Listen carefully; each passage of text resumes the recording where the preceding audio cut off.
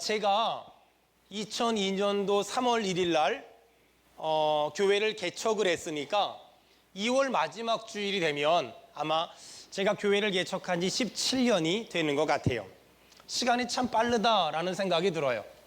저는 신학을 시작할 때부터 선교지에 나가려고 마음에 결심을 하고 신학 공부를 시작해서 공부를 하고 목사가 됐는데, 사실 그래서 저는 제 계획대로였다면 선교지에서 절대 한국으로 돌아올 사람도 아니었고 돌아올 마음도 없었어요. 그런데 갑자기 몸이 많이 아팠고 한국에 돌아왔는데 빨리 병이 낫지 않았어요. 그래서 어쩔 수 없이 선교지에 되돌아가지 못하는 상황이 됐고, 그럼 유학을 가자. 그래서 선교학을 좀 공부해서 박사를 받아보자, 이런 생각을 가지고 유학을 준비하는데 마침 몇 군데 이렇게 학교에 어플라이를 했는데 합격 통지서가 왔어요. 저 서든 베프티스트 신학교라는 곳하고 리버티 신학교라는 곳에서 합격 통지서가 와서 잘 됐다, 가자. 이렇게 준비하면서 양평금식 기도원에 들어가서 금식하는 가운데 하나님이 제 마음 가운데 본질적인 질문을 하셨어요. 넌 왜 신학을 했니? 한 사람이라도 더 전도하려고요. 야, 그러면 꼭 한 사람을 전도하는데 박사학위를 해야 되겠니? 차라리 교회를 개척하면 어떠니? 이런 마음을 주셔서 순종하는 마음으로 교회를 정말 아무것도 준비하지 않고 정말 갑자기 지하 30평에 개척을 해서 지금까지 목회를 하고 있어요. 그 당시에 교회를 개척할 때 하나님이 저에게 주셨던 세 가지 말씀이 있었는데, 그 첫 번째가 로마서 8장 28절이에요. 하나님을 사랑하는 자 곧 그의 뜻대로 부르심을 입은 자들에게는 모든 것이 합력하여 선이 될 거야. 두 번째는 갈라디아서 6장 9절이었어요. 선을 행하다가 낙심하지 말지니 포기하지 않으면 때가 이르면 거둘 거야. 그다음 로마서 12장 15절이었어요. 즐거워하는 자와 함께 즐거워하고 우는 자들과 함께 울어라. 이 세 가지가 하나님이 저에게 주셨던 말씀이었어요. 그 중에 로마서 8장 28절과 갈라디아서 6장 9절은 저 개인에게 주시는, 목사로서 저 개인에게 주셨던 말씀이에요. 그래서 어떤 일을 하다가 힘들 때마다, 그래, 하나님을 사랑하는 자 곧 그의 뜻대로 부르심을 입은 자들에게는 모든 게 합력하여 선이 될 거야, 이런 다짐을 하면서 여기까지 왔고, 또 갈라디아서 6장 9절도 저 개인에게 주셨던 말씀이에요. 선을 행하다가 낙심하지 않으면 때가 되면 하나님이 거두게 하실 거야, 이런 믿음으로 여기까지 온 것 같아요. 그런데 로마서 12장 15절은 저 개인에게 주신 말씀이 아니라 제가 목회를 하면서 어떤 교회를 만들어야 될까, 우리 수원은혜교회를 어떤 교회를 만들 것인가에 대한 고민을 하면서 하나님이 저에게 주셨던 말씀이 로마서 12장 15절이었어요. 즐거워하는 자들과 함께 즐거워하고 우는 자들과 함께 울어라. 자, 그렇다면 어떻게 보면 저는 지금까지 목회하면서 로마서 12장 15절의 교회를 만들기 위해서 부단히 애를 썼고, 앞으로도 로마서 12장 15절의 교회를 만들기 위해서 몸부림칠 거예요. 자, 그렇다면 로마서 12장 15절의 교회를 어떻게 만들 것인가? 여러분 성경 한번 찾아볼까요? 로마서 12장 15절. 로마서 12장 15절. 즐거워하는 자들과 함께 즐거워하고 우는 자들과 함께 울라. 이런 교회가 되려면 어떻게 해야 될까? 16절 이하의 삶을 우리 교회가 살아내야 돼요. 자, 한번 저를 한번 따라합시다. 16절입니다. 마음을 같이 하며 자, 즐거워하는 자들과 함께 즐거워하고 우는 자들과 함께 우는 교회가 되려면 어떻게 해야 될까? 그 첫 번째가 마음을 같이 하며, 자, 두 번째는 따라합시다. 높은 데 마음을 두지 말고. 저희 수원은혜교회가 자꾸 높은데, 더 큰 교회, 더 큰 교회, 더 큰 교회가 아니라 더 어려운 사람들, 더 힘든 사람들, 더 아픈 사람들, 더 연약한 사람들을 안아주는 그런 교회가 됐으면 좋겠어요. 자, 세 번째는요, 낮은 데 처하며. 네 번째는 스스로 지혜 있는 채 하지 말라. 자, 옆 사람 얼굴 보고 한마디 합시다. 잘난 척 하지 맙시다. 시작. 잘난 척. 지금 옆에 사람한테 잘난 척 하지 말라는 말을 안 하는 사람들이 누구냐면 둘 중에 하나예요. 저를 너무 열심히 쳐다보거나 아니면 찔리거나. 다시 옆 사람 보고 잘난 척 하지 맙시다. 시작. 그렇게 웃으면서 하면은 느낌이 안 와요. 이렇게 째려보면서 잘난 척 하지 마세요. 왜 이래? 자, 다시 시작. 잘난 척 하지 맙시다. 자, 그 다음에 17절에 보니까 악을 악으로 갚지 말고. 다 같이 시작. 악을 악으로 갚지 말고. 자, 그 다음엔 선한 일을 도모하라. 선한 일을 도모하라. 18절엔 모든 사람과 더불어 화목하라. 모든 사람과 더불어 자, 화목하라. 19절엔 원수를 갚지 마라. 원수를 갚지 말라. 여러분, 원수는 누가 갚을까요? 하나님이 갚는 거예요. 원수는 내가 갚는 게 절대 아니에요. 20절에 원수가 줄이거든 먹이고 내 원수가 줄이거든 먹이고 목마르거든 마시게 하라. 목마르거든 마시게 하라. 21절에 악에게 지지 말고 선으로 악을 이기라. 시작. 악에게 지지 말고 선으로 악을 여러분, 이기라. 우리가 즐거워하는 자들과 함께 즐거워하고 우는 자들과 함께 우는 교회는 16절 이하의 삶을 살아야만 가능할 수 있어요. 좋은 교회는 어떤 교회냐면요, 누가 즐거운 일이 생겼어요. 누가 승진을 했대요. 누가 보너스를 2000%를 받았대. 이렇게 반응을 안 하면 여러분의 인생엔 그런 일이 없어요. 근데 반응은 일부 예배 때는 두 사람이 우와, 그래서 그 복 받을 거라 그랬어요. 여러분, 어떤 사람이 보너스를 2000%를 받았대요. 하여간 여러분, 그 은혜가 옆 사람에게 임하길 바랍니다. 근데요, 봐봐요, 이게요 이런 거예요. 어떤 사람이 즐거운 일이 생겼어요. 그러면 막 같이 즐거워해 주는 거예요. 봐봐요, 어떤 사람이 좋은 대학 붙었대요. 근데 우리 애는 떨어졌어요. 막 박수 쳐줘야 되는데 기분이 나빠. 지금 이러면 안 돼요. 봐봐요, 좋은 가정은요, 큰아들한테 좋은 일이 있는데 박수를 못 쳐줘. 왜? 딸내미 삐질까 봐. 이게 나쁜 가정이에요. 좋은 가정은요, 좋은 일 있잖아요, 그럼 막 박수 쳐주잖아요. 그럼 지금 당장 안 된 사람도요, 때가 되면 좋은 일이 있을 줄로 믿습니다. 아멘. 그래서 좋은 교회는요, 누가 좋은 일 있다 그러면 막 박수 쳐주고요, 기뻐해 주는 거예요. 옆 사람 얼굴 좀 봐봐요. 좋은 일이 있을 거예요. 시작. 좋은 일 있을 겁니다. 좋은 일이 있을 거예요. 막 박수 쳐주는 거예요. 그게 좋은 교회예요. 그러니까 좋은 교회는 즐거운 일이 있으면 같이 즐거워해 주고요, 누가 힘든 일이 있으면 같이 울어주는 거, 전 우리 교회가 그런 교회 되길 축복합니다. 지난주에 박종민 집사님이 이제 하늘나라 가셨거든요. 제가 장례 위로 예배, 입관 예배, 발인 예배, 하관 예배 다 집례를 했는데, 가급적이면 저는 장례식만큼은 제가 다 주관하려고 애를 쓰거든요. 물론 100% 못할 때도 있어요. 미리 선약이 있을 때나 제가 외국에 있을 때는 어쩔 수 없잖아요.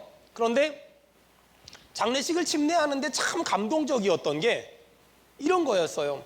우리 성도들이 예배 때마다 그 장례식장을 가득 메우고 같이 울어주고 같이 아파해주고 같이 힘들어해주는데, 내가 속으로 그런 생각을 했어요. 저분이 돌아가신 분하고 그렇게 썩 친하지 않았던 것 같은데 어떻게 울어줄 수 있을까? 근데 그게 하나님 아버지의 마음 아닐까요? 하나님 아버지의 사랑이 아닐까요? 여러분, 그런 거예요. 좋은 교회는요, 누가 즐거워하면 막 즐거워해주고요, 누가 아파하면 막 아파해주고요. 그래서 그 장례식장에 다른 교회 사람들도 왔을 거 아니에요? 그런데 다른 교회 사람들이 수원은혜교회 진짜 좋은 교회라고, 저 교회는 정말 좋은 교회라고 막 그러는 거예요. 왜 좋은 교회냐고 물어봤더니 장례식을 담임 목사님이 끝까지 치러줘서 첫 번째 좋은 교회고, 두 번째는 성도들이 계속 와서 조문하는 걸 보고 너무너무 가슴이 뜨거웠다는 거예요. 저는 우리 교회가 즐거워하는 사람과 즐거워해주고 아파하는 사람과 아파해주는 그런 교회 되길 축원합니다. 여러분, 그래서 보너스를 2000% 타면 제발 부탁이니까 안 뺐을 테니까 말 좀 해요. 그래야 같이 좋아해 줄 거 아니에요. 막 같이 막 좋아해 줄 거 아니에요. 좋은 일 있으면 누가 승진을 했다고, 누가 돈을 벌었다고, 누가 막 뭐 좋은 일 있다고 말 좀 해요. 말 좀. 옆 사람 물어봐봐요. 좋은 일 있냐고. 시작. 말 좀 해요. 뭐 그 말하면은 뭐 그냥 뭐 밥 사는 거 외에 더 하겠어요? 자꾸 말 좀 해요. 자, 오늘 에스더 9장은 어떤 내용이냐면은요, 하만 때문에 죽을 수밖에 없었던 유다 민족이 하나님의 은혜로 말미암아 죽지 않고 살았어요. 너무 기쁘잖아요. 죽을 수밖에 없었는데 살았으니까 너무 기쁘잖아요. 그 기쁜 걸 기억하기 위해서 따라합시다. 불임절이란 절기를 만들어서 이스라엘 사람들이 잔치를 베푸는 거예요. 자, 에스더 9장을 봐봐요. 그 에스더 9장을 보면은요, 17절 제가 읽을게요. 아달월 13일에 그 일을 행하였고 14일에 쉬며 그날에 잔치를 베풀어 즐겼고, 여러분 17절에 잔치라는 말이 나오는데요, 18절에도 동그라미 치세요. 잔치라는 말 나오지요. 19절에도 잔치라는 말이 나와요.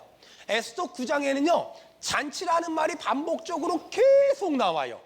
여러분 에스더서는 특징이 몇 가지가 있는데, 첫째, 하나님이란 단어가 한 번도 안 나온다.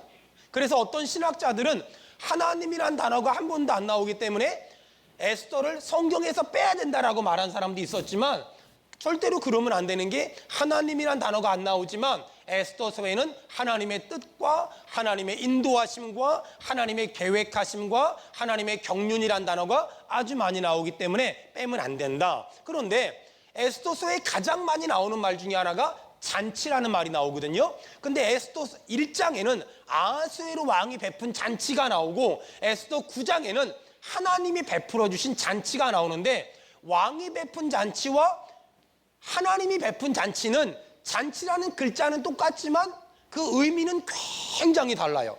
왕이 베푼 잔치는 쾌락과 음란과 술 취함과 방탕이 있지만, 시작은 굉장히 짜릿하고 굉장한 쾌락이 있고 굉장한 자극이 있지만, 그 끝은 싸움과 다툼과 분열과 술 취함과 방탕밖에 없는데, 하나님이 베푼 잔치는 어떤 은혜가 있냐? 여러분 성경 좀 봐봐요. 에스더 9장 22절.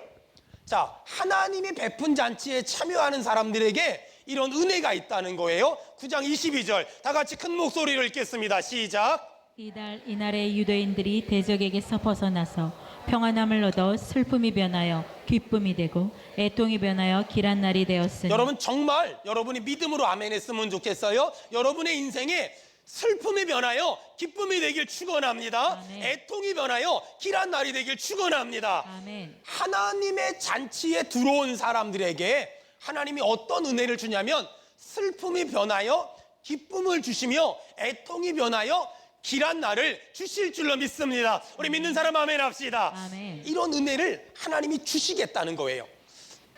제가 예전에 지금은 이렇게 장례식을 집례를 해보면 입관 예배를 안에 들어가서 하지 않잖아요. 근데 여러분 그거 아세요?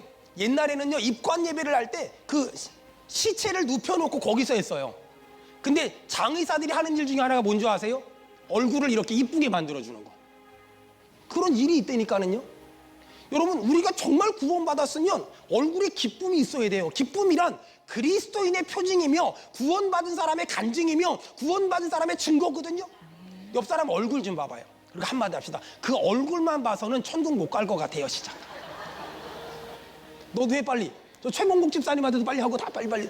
너 찬양이 너도 해 빨리. 자 다시 옆 사람 날 보고 말하지 말고, 나는 웃고 있잖아. 지금 나는 웃고 있어. 나는 웃고 있잖아. 옆 사람 얼굴 보고, 그 얼굴 가지고는 천국 못 갈 것 같아요. 시작.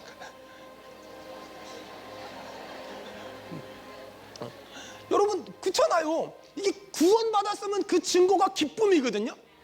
그러니까 막 구원받았잖아요. 막 지나가잖아요. 목사님 뭐 좋은 일 있어요? 왜 그렇게 웃어요? 구원받았잖아요. 이렇게 말했더니 일부 예배 때 어떤 학생이 헐 대박. 이게 아니에요. 이게 막 웃고 지나가는데 목사님 뭐 그렇게 좋아요? 우리가 구원받았잖아요. 맞아요. 목사님 구원받았지요. 저도 웃고 살게요. 이래야 되는데 구원받았잖아. 헐 대박. 이러면 이게 뭐예요? 이게 이상한 이러면 안 되잖아요. 여러분 내 고단한 현실이 내 구원의 기쁨을 무너뜨리면 안 돼요. 내 가난한 현실이, 내 육신의 질병이 내가 구원받은 기쁨과 감사와 감격을 무너뜨리면 안 돼요. 여러분 오늘 예배하다가 찬양하다가 구원의 기쁨이 회복되길 바라며 구원의 감격이 회복되기를 축원합니다. 여러분 우리 구원받았습니다. 우리 구원받았습니다. 기뻐해야죠. 돈 좀 없다고. 아니 돈 좀 없다고. 옛날엔 저 청년 때요 돈이 500원밖에 없는 거예요. 1,000원밖에 없는 거예요. 교회 갔어요. 교회 가서 금요일 날 막 처리하고서요 집에 가야 되는데 1,000원밖에 없는데 막 너무너무 헌금이 하고 싶은 거예요. 여러분 은혜가 한창 임하면은요 헌금을 했는데 또 하고 싶고요, 헌금을 더 많이 못해 막 미안할 때가 있어요.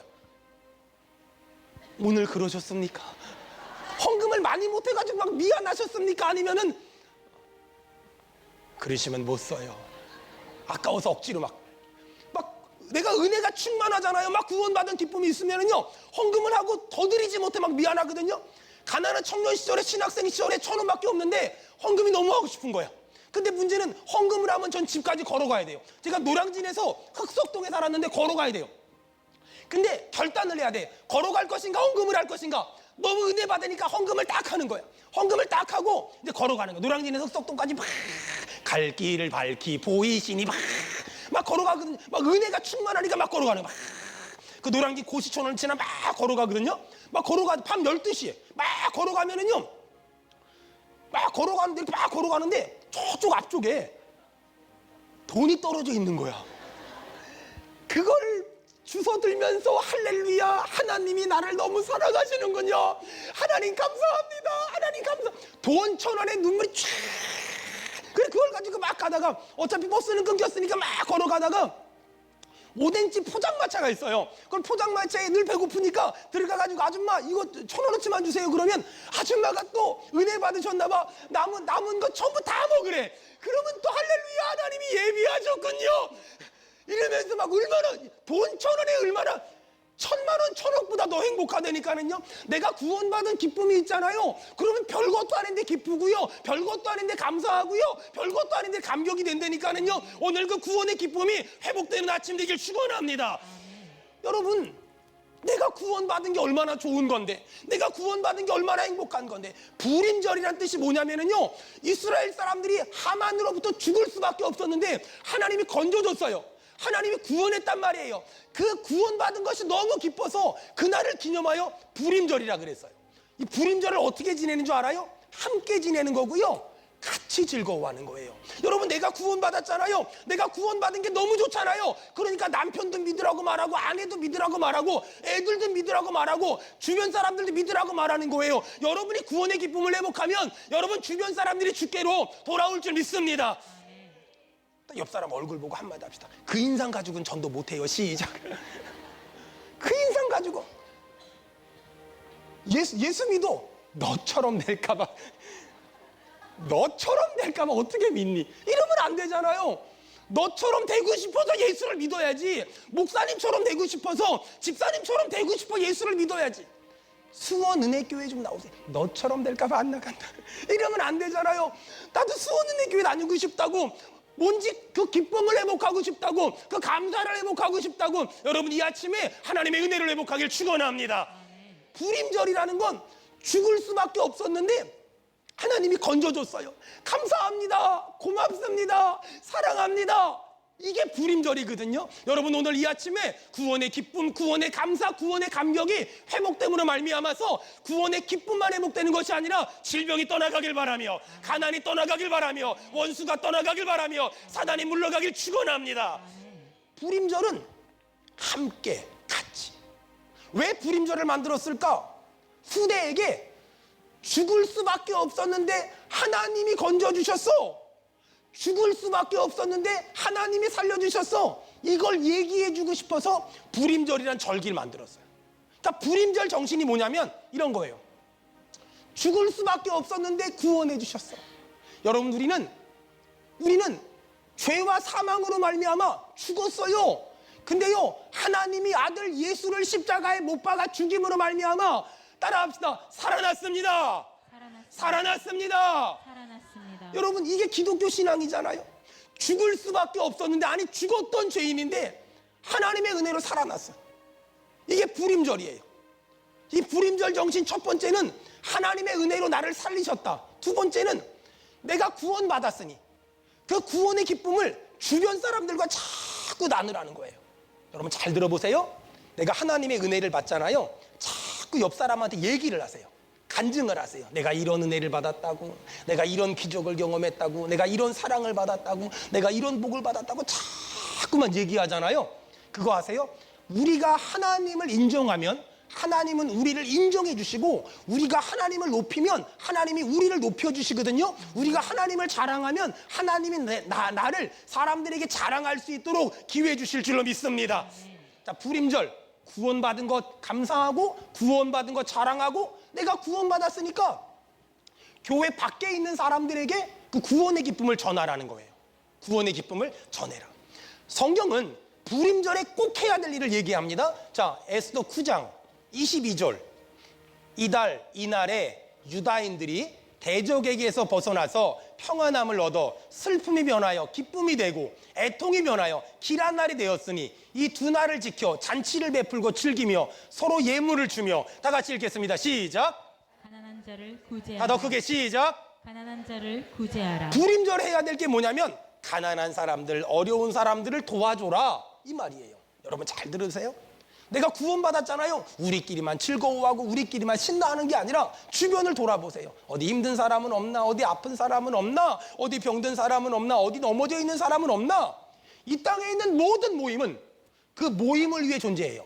개모임은 개원들을 위해 존재하는데 교회는 교회를 위해 존재하면 안 되고, 교회는 교회 밖에 저 죽어가는 사람들을 살리기 위한 일에 존재해야 돼요. 수원 은혜교회 때문에 지역교회가 살아나길 바라며 한국교회가 살아나길 바라며 세계교회가 살아나길 축원합니다.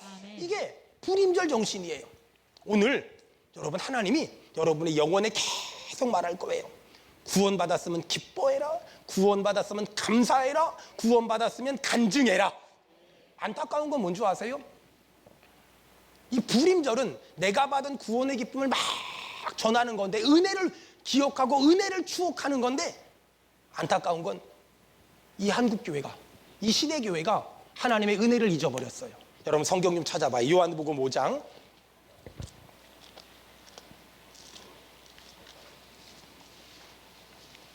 1절. 그 후에 유대인의 명절이 되어 예수께서 예루살렘에 올라가시니라. 그 후에 유대인의 명절, 그걸 부림절이거든요. 이스라엘 사람들은 유대인의 명절 부림절을 지켰어요. 근데 문제가 뭘까요? 부림절은 지켰는데 부림절 정신을 잊어버렸어요. 2절 다 같이 읽겠습니다. 시작. 예루살렘에 있는 양문 곁에 히브리 말로 베데스다라 하는 못이 있는데 거기에 행각 5이 있고, 거기 베데스라는 연못이 있죠. 베데스라는 그 의미는 은혜라는 뜻이거든요. 은혜란 뜻을 가진 베데스다라는 연못에 3절에 보니까 아픈 사람들이 몰려들었어요. 병자, 맹인, 다리 저는 사람, 열기 마른 사람들이 몰려들었어요.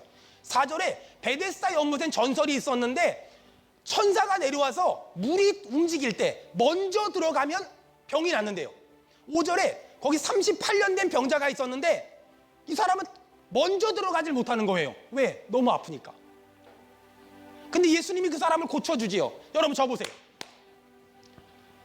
지금 베데스다 연못은 은혜라는 뜻을 가진 연못이거든요. 근데 은혜가 역사해야 되는 곳에 먼저 들어가려면 경쟁을 해야죠. 은혜가 역사를 해야 되는데 지금 베데스다 연못은 은혜는 없고 경쟁만 남았어요. 저는 이 말씀을 묵상하는데 어저께 새벽에 가슴이 너무 아파오면서 그 자리에 무릎 꿇고 기도를 했어요.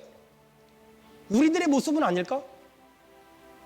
하나님의 은혜로 충만해야 되는데 자꾸만 경쟁을 하는 거야. 저 사람을 죽여야 내가 살 수 있어. 저 사람을 싸워야 내가 이길 수 있어. 저 회사를 죽여야 내가 살 수 있어. 세상만 그럴까요? 가정은 어떨까요? 교회는 어떨까요? 교회끼리 경쟁하지 않나요? 또 교회 안에서 성도끼리 경쟁하지 않나요? 내가 저 집사님보다 잘할 거야. 저 권사님보다 잘할 거야. 저 장로님보다 잘할 거야. 사도행전 5장에 보니까 아나니아 삽비라가 땅 팔아가지고 다 헌금한다 그랬다가 일부를 감추고 죽었어요. 그런데 아나니아 삽비라가 왜 땅 팔아가지고 헌금했을까요? 그 이전에 보니까 바나바라는 사람이 그렇게 하는 걸 보고 저 사람보다 더 잘하려고 했던 거예요. 경쟁한 거예요. 여러분, 경쟁하는 곳엔 하나님이 일하지 않아요. 하나님은 경쟁하는 곳에 일하지 않고 하나님은 은혜가 있는 곳에 지금도 역사하실 줄로 믿습니다. 아멘. 여러분, 경쟁하지 마세요. 사업도 경쟁하지 마세요. 여러분, 교회 생활도 경쟁하지 마세요. 남보다, 저 사람보다, 저 교회보다 이런 거 하지 마세요. 예전에 저 서울에 가면 고속버스 터미널 앞에 한신 아파트 있는데 거기 그 기독교 서점들이 많은 곳이 있어요. 그 뒤쪽에 교회가 2개가 나란히 있었어요. 근데 한 교회가 불이 났어요. 불이 나가지고 난리가 났어요. 근데 이쪽 교회 성도가 지나가다 그랬대요. 와, 저 사람들 우리 교회 다 오면 우리 교회 금방 부흥되겠다. 그 사람은 부흥이란 단어를 어떻게 생각한 거냐면 사람들이 많이 오는 거. 근데 이 교회 목사님이 주일날이 됐는데 여러분, 우리 긴급하게 건축 헌금 좀 합시다. 사람들이 수군댔어요.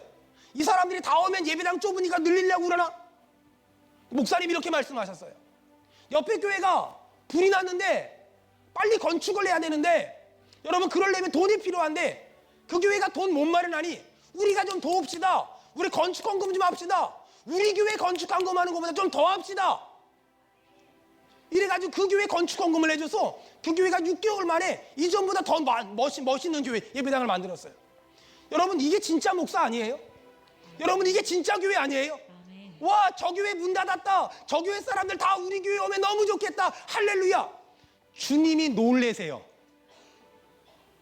그건 교회가 아니에요. 경쟁하는 건 교회가 아니에요. 경쟁하는 건 성도가 아니에요. 여러분, 우리 교회가 경쟁하지 말고요, 사랑하길 바랍니다. 은혜가 일하길 바랍니다. 아멘. 이걸 교회라 그래요. 이걸 진짜 교회라 그래요. 빌립보서 1장에 보니까 사도 바울이 빌립보 교인들에게 경고해요.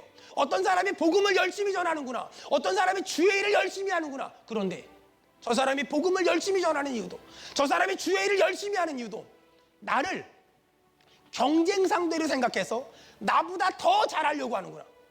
어리석도다. 어리석도다. 어리석도다. 교회는 경쟁하는 데가 아니에요. 여러분, 교회끼리도 경쟁하면 안 돼요. 교회 안에도 경쟁하면 안 돼요. 절대로 남과 비교하지 마세요. 우리 안에 베데스다가 있지 않습니까? 우리 안에 저 사람을 죽여야 내가 살 수 있다는, 저 사람보다 잘하겠다는, 틀렸어요. 이미 그곳엔 하나님의 은혜가 없어요. 이미 그곳에 하나님의 역사가 없단 말이에요. 정말 경쟁하고 싶다면 남과 경쟁하지 말고 어제의 나, 지난주의 나, 지난달의 나, 작년의 나와 경쟁하는 거예요.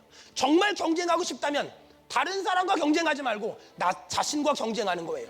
경쟁의 목표는 나는 잘 되고 너는 죽이기 위한 게 아니라 나와 네가 같이 잘 되는 거예요. 아멘 합시다. 전 우리 교회가 그런 교회 됐으면 좋겠어요. 저 파장동에 저희 교육관이 있을 때 1층에서 카페를 했어요. 그 교육관을 정리하면서 카페도 문을 닫았거든요. 저희 교회 근처에다 카페를 하려고 이리 알아보고 저리 알아보고 몇 번 하려고 고민도 했었어요. 그때마다 제 발목을 잡는 게 하나 있어요. 옆에 카페가 있고 앞에 카페가 있잖아요. 우리가 만약에 카페를 하면, 여기 지금 카페들은요 저희 교회 때문에 먹고 살거든요. 여러분이 가서 열심히 팔아줘서, 만약에 제가 여러분 가지 마요 한마디만 하면은요 여기 바로 매매 나와요. 이래봬도 우리 교회가 꽤 큰 손이에요. 근데 우리 교회가 만약에 카페를 하잖아요. 그러면 이 동네 카페들이 어려워져요. 교회가, 그 사람들이 우리 교회를 다니건 안 다니건 교회 때문에 그 사람들이 아프면 안 되잖아. 교회 때문에 누군가 힘들면 안 되잖아요. 그러니까 할 수 있고 할 자신도 있지만 안 하는 거예요. 교회는 경쟁하면 안 돼요. 어떤 경우에도, 어떤 사람과도, 어떤 단체와도 교회는 경쟁하면 안 돼요. 수원은혜교회가 경쟁하는 교회가 아니라 사랑하는 교회가 되길 바라며 은혜가 넘치는 교회가 되기를 주의 이름으로 축원합니다. 그러기 위해서 우리가 두 가지를 회복해야 돼요. 첫 번째는 내 마음에 다시 한번 하나님의 은혜를 회복해야 돼요. 오늘 예배하다가 하나님의 은혜가 회복되길 축원합니다. 하나님의 은혜. 이스라엘 사람들이 가나안에 들어갔어요. 그리고 나서 하나님이 여호수아에게 명령하세요. 기념비를 세워라. 무슨 기념비입니까? 너희들이 광야를 지날 수 있었던 거, 요단강을 지날 수 있었던 거, 가나안에 들어올 수 있었던 거, 이것이 하나님의 은혜임을 너희가 잊지 말고 너희 후대들도 잊지 않을 수 있도록 기념비를 세워라. 하나님은 여호수아에게 하나님의 은혜를 잊지 않는, 하나님의 은혜를 기억하는 기념비를 세우라고 말해요. 사무엘상에 보니까 사무엘 선지자는 블레셋 사람들을 싸워 이긴 다음에 하나님의 도움으로 이겼다고 기념비를 세워요. 안타까운 건 사울왕은 아말렉을 이긴 다음에 자신의 공로를 취하기 위해서 기념비를 세워요. 이 땅에는 두 가지의 기념비를 세우는 사람이 있어요. 나를 드러내는 사람과 하나님을 자랑하는 사람. 나를 높이는 사람과 하나님을 높이는 사람. 여러분, 다시 지금의 우리가 된 것은 지금까지 우리를 도와주신 하나님의 은혜가 있었음을 믿습니다. 하나님의 은혜를 기억하세요. 하나님의 은혜를 잃어버리지 마세요. 하나님의 은혜가 있었음을 인정하세요. 하나님의 은혜를 붙잡으세요. 하나님의 은혜로 충만하길 바랍니다. 두 번째는 다시 십자가를 단단히 붙잡으세요. 찬송가 중에 십자가 단단히 붙잡고 날마다 이기며 나가세 머리에 멸류관 쓰고서 주 앞에 찬양할 때까지. 아멘. 여러분, 십자가를 단단히 붙잡잖아요. 어떻게 되는 줄 아세요? 십자가를 단단히 붙잡으면 날마다 하나님이 이기도록 은혜 주실 줄 믿습니다. 십자가를 단단히 붙잡으면 날마다 이기게 하시는 거예요. 다시 교회가 예수를 붙잡아야 되고, 다시 교회가 십자가를 꼭 붙잡아야 돼요. 자, 에스더서의 결론 이런 거예요. 하만은 아각 사람이었어요. 아각 사람은 아말렉 사람의 왕이었어요. 무슨 말이냐면, 영적인 관점으로 에스더서를 보면 하만을 장대에 매달았잖아요. 죽여버렸잖아요. 하만은 아말렉 사람이고, 아말렉은 육적인 것들을 상징해요. 내 안에 있는 이 육적인 것들을 못 박아야 돼요. 고집, 자아, 자존심, 혈기, 못된 성격, 못된 성품, 더러운 성격, 더러운 성품, 이런 것들을, 육적인 것들을 전부 하만을 장대에 매달듯이 내 육적인 것들을 십자가에 매달아야 돼요. 이걸 매달아서 죽여야 돼요. 어저께 제 방에 액자가 하나 들어왔어요. 나는 날마다 죽노라. 제가 그 글씨를 써달라 그랬어요. 목양실 열고 들어가면서 날마다 죽노라. 나가면서 날마다 죽노라. 여러분, 죽은 척을 하면 안 돼요. 내 육적인 것들을 못을 박아야 돼요. 매달아 죽여야 돼요. 전 어릴 적에 저희 시골에 어머니가 양계장을 하셨거든요. 제가 시골에 오래간만에 가면 저희 어머니가 늘 닭을 잡아주셨어요. 늘 닭을 잡아주셨는데, 한 번은 저희 어머니가 닭을 잡아서 모가지를 밑으로 가지고 칼로 탁 쳐서 그 통에 딱 돌려서 전기 딱 꽂고 떼떼떼 이렇게 돌아가면은요, 그 닭이 뻘거벗고 나와요. 그런 게 있는데, 어머니가 이제 닭을 잡아주려고 이제 모가지를 비틀어 가지고 딱 쳤는데 잘못 맞았어. 닭이 모가지를 이래 가지고 제가 그때 깨달은 게 뭔 줄 알아요? 산 닭도 볼만하고 죽은 닭도 먹을만한데, 죽은 척하는 닭들은 해결할 도리가 없어요. 야, 근데 그 개가 그 모가지 반만 잘라진 닭이, 점심 못 먹겠다. 정말 모가지 반만 잘라진 닭이 막 이러고 다니는데 피를 철철 흘리며 다니잖아요. 야, 파리가 파리 때 수백 마리가 쫙 따라다니면서 그 피 냄새 맡고서. 여러분, 근데요, 세상에서 제일 무서운 인간들이 누군 줄 알아요? 살아있는 것도 아니고 죽어있는 것도 아니고요, 죽은 척하는 인간들이 제일 무서워요. 죽은 줄 알고 건드렸는데 벌떡 일어나. 얼마나 무서운데요? 옆 사람 보고 죽은 척하지 말아요. 무서워. 죽은 척하지 말고요, 오늘 죽으세요. 다시 아멘을 빨리 해. 여러분, 죽으세요. 육적인 것들을 죽여야 돼요. 그래야 육적인 것들이 죽어야 영적인 것들이 살아나거든요. 구원 받았음에도 불구하고 왜 기쁨이 없을까? 내가 육적으로 가득하니까. 육신의 생각과 육신의 욕심과 육신의 고집과 육신의 자아와 육신의 혈기와 육신의 감정과 육신의 기분이 너무 강하니까. 그러니까 구원 받았음에도 불구하고 기쁨을 잃어버리고 자꾸만 돈 때문에 힘들어하고, 물질 때문에 힘들어하고, 건강 때문에 힘들어하고, 사람 때문에 힘들어하고, 자존심 상했다고. 내가 죽으면 무슨 문제예요? 내가 죽으면 무슨 문제가 있냔 말이에요. 한 번은 제가 가르쳤던 고등학생 아이가 하나 있었어요. 이 아이가 예수 믿은 지 얼마 안 됐는데 교회에서 은혜를 많이 받아요. 근데 있잖아요, 집에만 가면 자기 고모랑 싸우고 오는 거야. 또 와서 울어요. 하나님, 그러니까 막 울어요. 또 집에 가면 고모랑 싸우고 와요. 나중에 들어보니까 그런 거예요. 엄마 아빠가 일찍 돌아가셔서 고모가 결혼도 안 하고 이 아이들 남매를 키운 거예요. 얘가 잠실려고 다녔는데 집에만 가면 고모가 술 마시고서 니네 때문에 내 인생 망가졌다고, 니네 때문에 내 인생 망가졌다고, 니네 때문에 내 인생 망가졌다고 맨날 그러는 거예요. 그러니까 맨날 싸우는 거예요. 제가 그 아이한테 이런 말을 했어요. 얘야, 오늘 집에 갈 거잖아. 고모가 또 술 마시고 너희들한테 욕을 하겠지. 근데 그때 잘 생각해봐. 네가 한 사람이, 한 조카가 고모를 만나는 게 아니라 네 안에 예수님이 그 고모를 좀 만나봐. 네 안에, 네가 고모를 만나지 말고 네 안에 예수님이 고모를 만나봐. 예수님의 눈으로 니네 고모를 봐봐. 예수님의 관점으로 니네 고모를 봐봐. 예수님의 심정으로 니네 고모를 봐봐. 불쌍하게 보일걸? 우리 때문에 결혼 못하고 평생 혼자 살면서 아빠하고 힘들어하는 고모가 불쌍하지 않겠니? 네 자존심과 네 고집과 네 혈기와 네 기준과 네 원칙을 가지고 고모를 보면 세상 나쁜 사람이지만 네 안에 예수님의 눈으로, 예수님의 마음으로, 예수님의 관점으로 니네 고모를 봐봐. 불쌍할걸? 불쌍할걸? 불쌍할걸? 불쌍할걸? 여러분, 그거예요. 사랑하는 여러분, 기억하세요.